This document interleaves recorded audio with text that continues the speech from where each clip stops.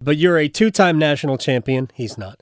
World Cup champ, three-time Olympic gold medalist, and one of the greatest, most decorated soccer players in U.S. history. Forget about U.S. women's history. And you're going to be playing again this summer at the soccer tournament, which I watched you guys play last year. I would love to hear what you thought last year. No, because you and I have already talked about this. Yeah. The best performance I saw from anybody in the entire tournament was your keeper. She was superb. Lindsay Harris. She made 20 saves. Yeah.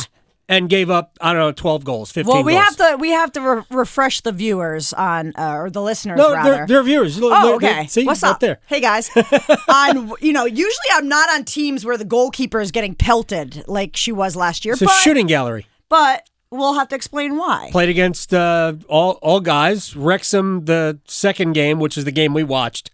They had I don't even know what you call the bull that was basically in the pivot, like he was Shaquille O'Neal, slam dunking on everybody. But it was a shooting gallery. She was amazing, and you guys did the very best you could. But now you get your own division. Yeah, heck yeah. So last year, I read about TST. I said I want to put a team in this tournament.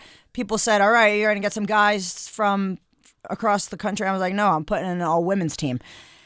And we knew it was going to be a big challenge, and let's call a spade a spade. We got our butts kicked. Right. But what was really special and cool about that whole event, even though we lost, I think, 7-0, 12-0, and 5-0, or 5-1, we scored a goal finally. We were all having drinks and dinner and stuff like that after the event, and I said, guys, I don't know what's going to happen next year. I don't know if there's going to be a women's division or what's going to happen, but say it's the same exact situation where there's all guys teams, and I'm, again, putting together an all-women's team. Who's in? It was like right out of like the Mighty Ducks or something. Like down the line, everybody's like, I want to play. And that was so cool. And it kind of just spoke to like our sisterhood of the U.S. women's national team. And we were down for playing with the guys again. We were down. But the tournament, in only its second year, you can talk the talk, but they're walking the walk with putting another $1 million prize. So there's $1 million for the men's side, $1 million prize for the women's side. So equal prize money right away in year 2. So I give them a lot of credit for making that happen. Angel City has a team in this as well. So now we have a conflict, I believe, because you have the largest coaching staff. This is Heather O'Reilly's in studio with us here. You have the largest coaching staff of any team in the field because there's like a half dozen coaches, including Mia Hamm. Right. Isn't she involved in Angel City? Oh, you're right. You're right. There is some conflict there. Adam Gold, that's a nice pickup. But you know what? Mia's DNA is U.S. women's national team. Carolina. But both of you are Carolina. You're right. So. You're right. And back in the day, those two things were integrated because of Anson Dorrance. And so that's really the fabric of Mia Hamm. This Angel City thing, yes, on other weekends, I'm sure that she hopes that they win. But as you said, in our group is Angel City and Wrexham and a team from Canada. And then we hope to progress out of the group and then play the other side, which we'll have Burnley and a group of Duke alumni. So it should be good fun. But no, to your point, we have assembled a star-studded cast of coaches, including, like you said, Mia Hamm, Carly Lloyd, who would, of course, play, but she's pregnant, so we're happy for her, but, we could have used her. Understood. I would just say that Serena Williams won the Australian Open while pregnant. Yeah, you're right. I know. I think it was a little touchy. I'm sure that Carly's going to be there, and she's going to be like, good God, why didn't I play? But Michelle Akers, Carla Overbeck, a bunch of other players. Right. We have over 1,000 caps on our coaching staff, right? And we also have a very, very good roster of players, even though we're a little bit older, like myself. We're a little bit older. I'm 39. Ali Krieger is also 39, I think. Ali Long, another World Cup winner, is in her late 30s. So we have the quality. We've picked up a couple young guns to help us. Right. You got to have the legs. We have the heart and the head, and now they have the legs, so we're a lethal combination. The Wrexham side that you played against last year, the men, they had like two late teens, early 20-year-old kids they just picked up off the street in Pittsburgh somewhere playing high-level club soccer in Pittsburgh. So it's like we saw Wolverhampton was there and Borussia Dortmund was there. It's really their uniforms.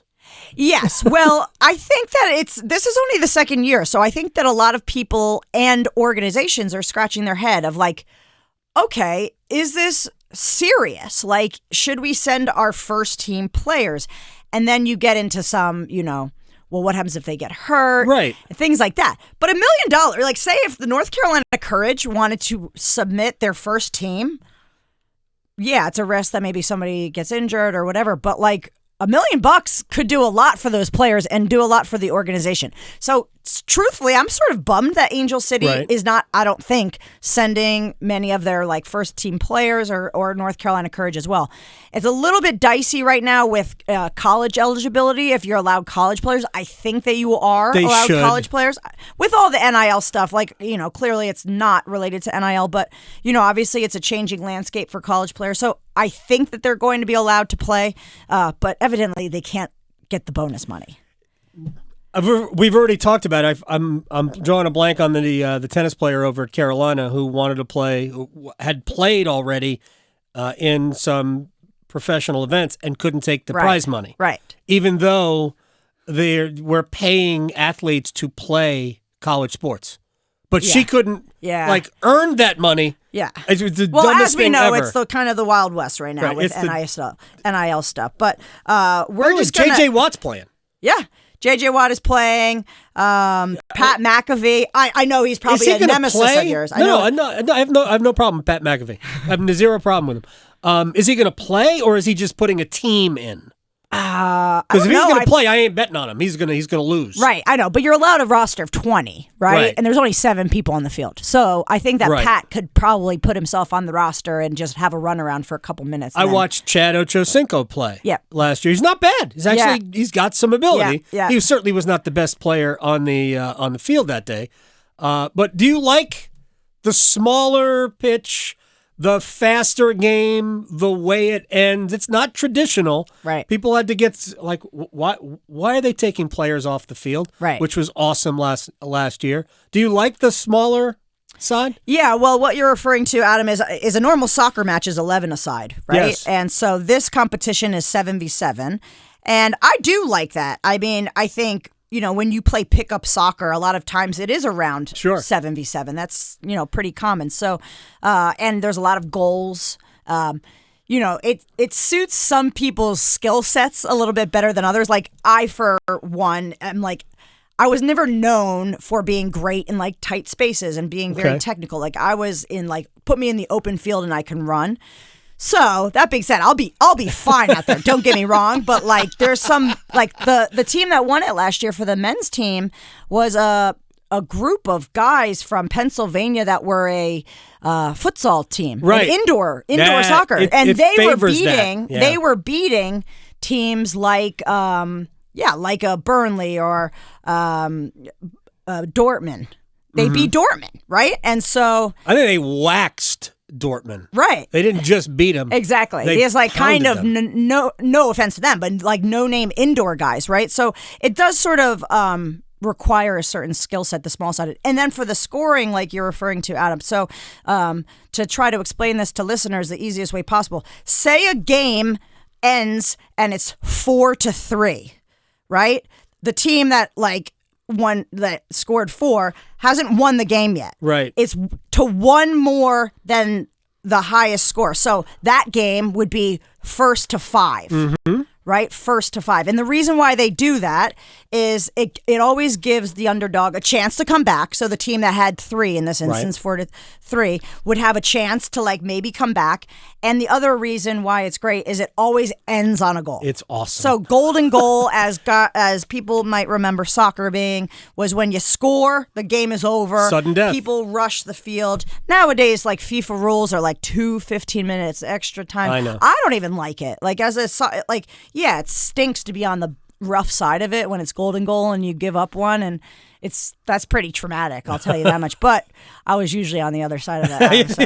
Nothing beats golden goal. Nothing beats the bench rushing the field and things like that.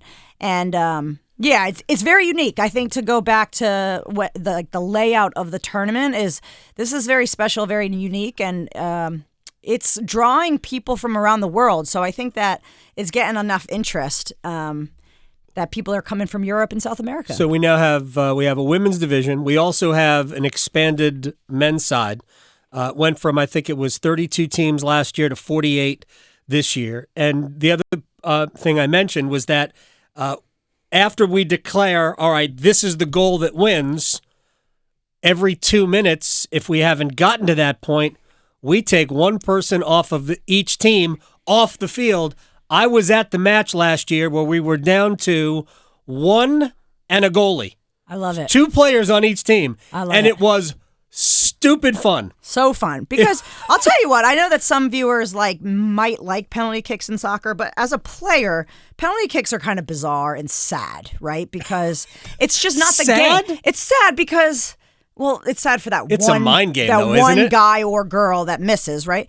But imagine ending a basketball game with a foul shot contest. Right. Right? It's Oh, just I get it's it. not the game of basketball. And penalty kick shootouts is not the essence of soccer. It's just like a way to get to get to the end, right? And so for me, this take a player off the field every couple minutes, I love that. Awesome. If I was in the the committee of rules at FIFA, I would be pushing for this every single day because I think it preserves the essence of the game better than going to penalty kicks. It was fun. Did you feel for Megan Rapinoe? Of course, last year? Of course. Because, she's a legend and she has done a lot of incredible things for women's sports and the women's national team. And she has ice in her veins and she does not miss many penalty kicks. So it was like a terrible irony that she missed her last one with the women's national team. We haven't even mentioned City and Celtic, which is coming to Kenan Stadium in July. I want to get to that in a second. But while we're on, because I mentioned Megan Rapinoe and you're playing for the women's national team at the soccer tournament, is there a tougher job in world football than what Emma Hayes is facing? Because you win a World Cup or you failed, right, for the women's national team, even though you could argue right now that U.S. women are just among the best in the world. They're not where they used to be when you play heads and shoulders better than everybody. And that if she doesn't win, what'd you do wrong? I don't know how you even come close to anything tougher than that. Well, I think that she has a very difficult job, but I think that Vlatko Ananovsky, the former manager, maybe had even a harder job because I don't think that people, let's call it 5 years ago, really could wrap their head around the fact that the women's game is not only growing, but grown, right? In England, in Brazil, all these places, these women are now full-time players. Yeah. Even 5, 6, 7 years ago, they weren't full-time players. So we were all kind of saying okay, once these are full-time players and are playing 12 months a year and football is their main priority and they're getting good physio and good coaching and stuff like that, look out because they already have the soccer culture in their country. Now, if they actually have some resources behind them, they're almost guaranteed to be good players, right? And that's going to make the U.S.'s job more difficult. Vlatko obviously fell short at the World Cup and to not even, medal obviously was a disastrous result in the history of our program. So I think to your question, Emma has a hard job, but she's at least now people are aware that, to your point, the U.S. is in the top 5, but it's not guaranteed anymore. So at least the expectations for Emma have maybe simmered a little bit, although, we still have incredibly high standards with the U.S. team. And I think personally, it's an incredible fit for the U.S. She's a fierce competitor. Yep. She's won with Chelsea 7 times. They just won again. now. She didn't think she was going to win, but they won. And what's kind of cool is they've won back to back to back to back 5 in a row, I think. And so It's very Man City-ish. yeah, and that's not easy to do. I mean, I know that we're Pep does it and Emma Hayes does it. No, that is hard to do. Right. It's also hard to keep the dynasty of the U.S. women's national team ticking on year after year after year. So if anybody can do it, I think it's Emma Hayes, and I think that was the best signing possible for the national team. The other element that Vlatko had to deal with is, and Emma will too, is that it kind of caught in between eras. So many legends. We don't have to go back that far. You mentioned Carly Lloyd, who's not going to play because she's pregnant, but and Megan Rapinoe and Alex Morgan, who was there, right? And Julie Ertz was there. Becky Sauerbrunn was hurt. But so there's all these legends who are not going to be. I mean, some might be a part of it because they're still playing and incredible.